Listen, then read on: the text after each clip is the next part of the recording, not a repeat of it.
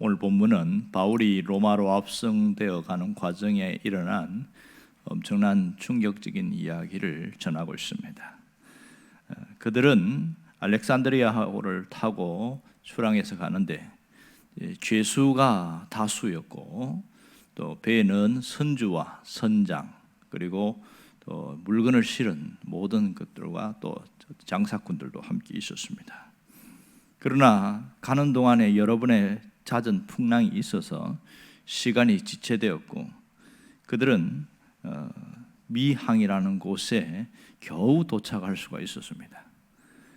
거기서 도착해서 그냥 겨울을 보냈으면 좋으련만 이 선주와 선장이 순풍이 부는 것을 보고 좀 더 무리해서 미항에서 65km 떨어진 베닉스 항까지 가려고 합니다. 왜냐하면 미항은 항구가 좁고 도시도 그렇고 베닉스는 상당히 큰 항구 도시입니다.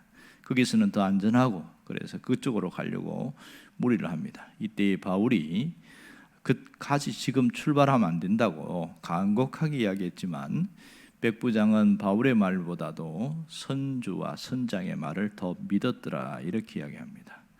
결국은 출항했지만 얼마 가지 않아서 어마어마한 태풍을 만나게 됩니다.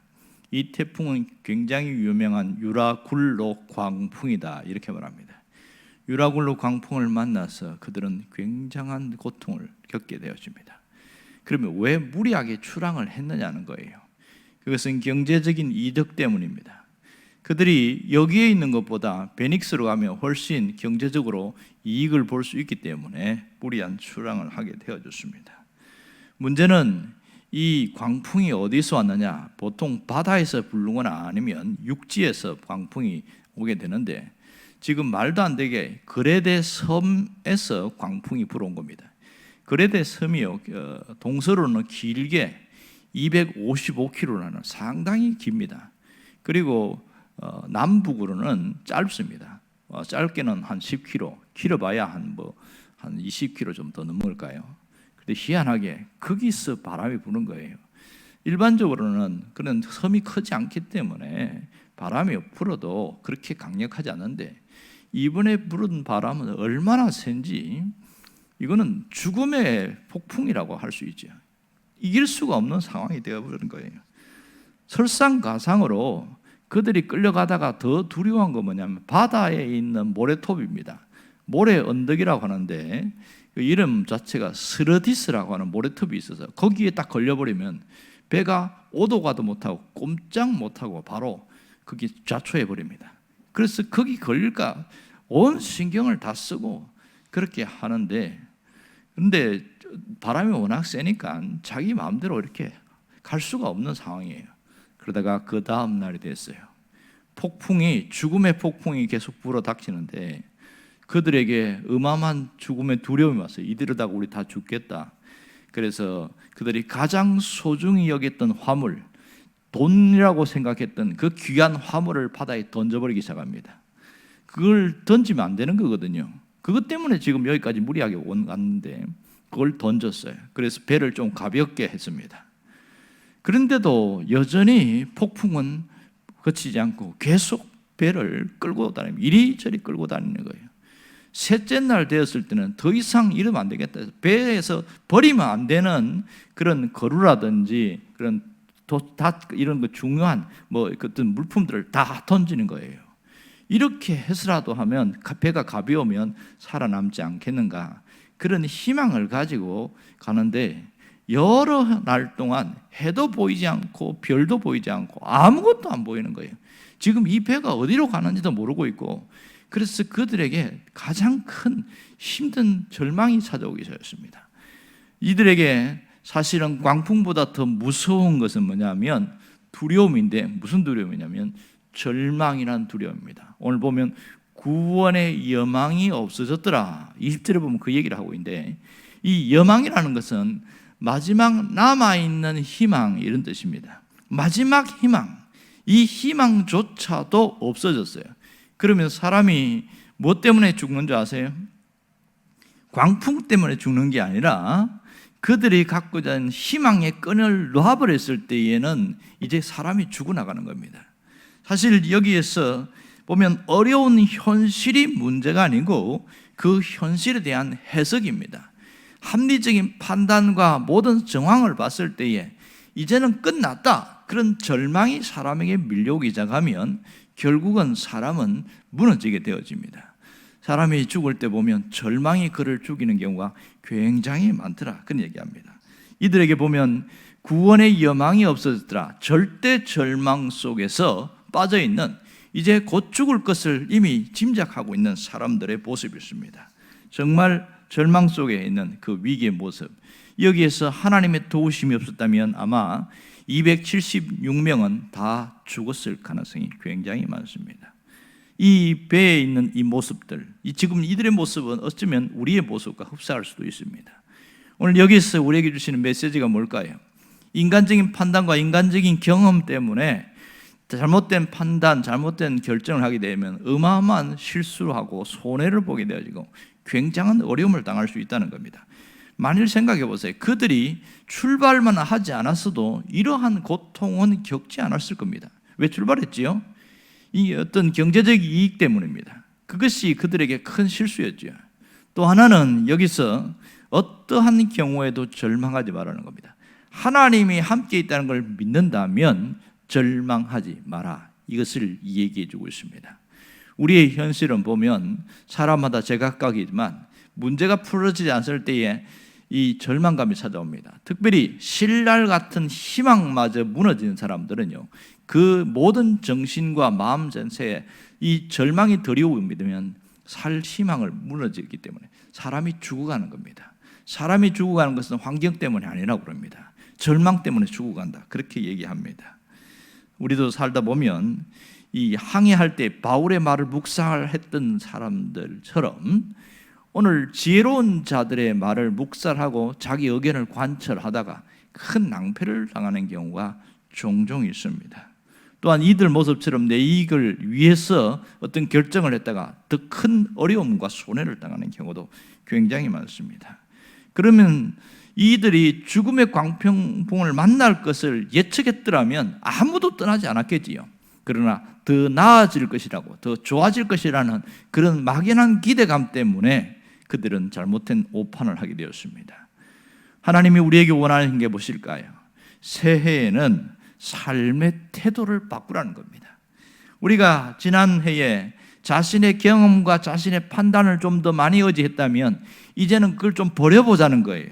이제는 하나님을 더 신뢰하고 하나님께 더 가까이 가는 그런 모습으로 나의 모든 신앙과 모든 사고 자체를 바꾸어서 그렇게 하게 되어지면 지난해와 같은 실수는 절대로 하지 않는다는 겁니다. 하나님은 이제 하나님의 방법대로, 하나님의 이끄심대로, 하나님의 지시하심대로 가기를 원하시는 겁니다. 하나님의 이끄심대로 가면 피할 길이 생깁니다. 하나님의 지시하심대로 가면 절대로 장애물에서 무너지지 않습니다. 하나님의 방법은 가장 안전한 길인 것을 우리가 기억해야 됩니다. 특별히 여기에서 바울도 죄수의 몸이었기 때문에 함께 배를 타고 왔어요. 이 광풍에 바울도 피할 수가 없었습니다. 여전히 광풍이 바울에게도 치명타를 주었지만 그들과 다른 점은 딱 한 가지였습니다.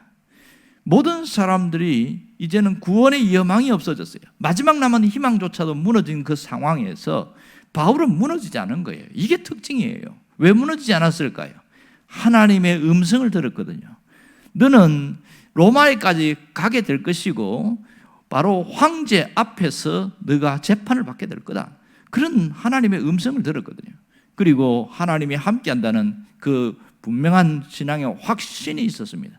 그러니 다 무너지는 상황에도 무너지지 않는 것은 바로 이것 때문입니다. 아무리 절망 가운데 있어도 하나님이 함께 하신다는 그 분명한 신앙만 있으면요, 그 사람 절망하지 않습니다. 이기게 되어집니다. 하나님은 바울에게 그런 희망을 주셨고 용기를 주셨습니다.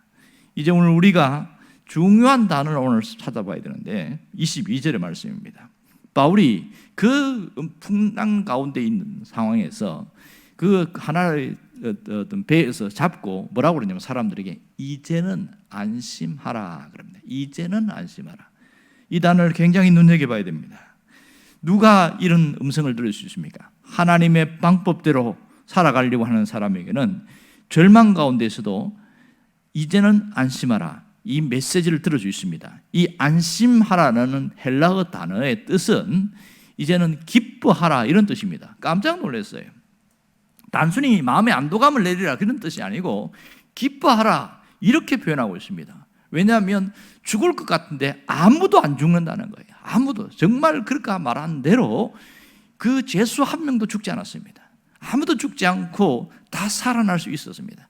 하나님이 이끄신 대로 가면 죽을 것 같은데 절대로 죽지 않는다는 사실을 알아야 됩니다.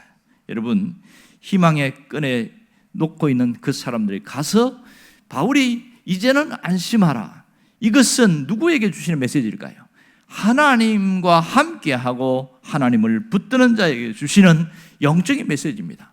주변이 다 죽는다고 아우성치도 하나님이 함께하는 그 사람은 결코 죽지 않습니다. 왜냐하면 그 사람 때문에 하나님이 살리거든요. 만일 그 배에 바울이 없었다면 어떻게 됐을까? 거의 유라굴로 광풍에 다 죽었을 겁니다. 왜냐하면 살릴 이유가 없거든요. 이 나머지 사람들이 살아날 수 있었던 것은 바울 한 사람 때문입니다. 바울이 로마에 가야 되기 때문에 하나님이 바울 때문에 모든 사람들을 살렸다는 것을 우리는 눈여겨봐야 됩니다. 정말로 중요한 것은 나 한 사람입니다. 나 한 사람이 신앙으로 서 있고 나 한 사람이 하나님께 붙들려 있으면 주변에 있는 사람들이 다 살아난다는 사실이에요. 아무리 어려움을 당해도 절대로 죽지 않습니다. 여러분, 우리가 무슨 결단을 해야 됩니까? 마지막 희망이 사라지는 그 순간에도 내가 하나님만 붙들고 있다면 그 하나님 붙들고 일어나라는 거지요. 다시 일어나기만 하면 됩니다. 시련의 밤은 있어도 하나님은 찾아오신다는 것을 잊지 않기를 원합니다.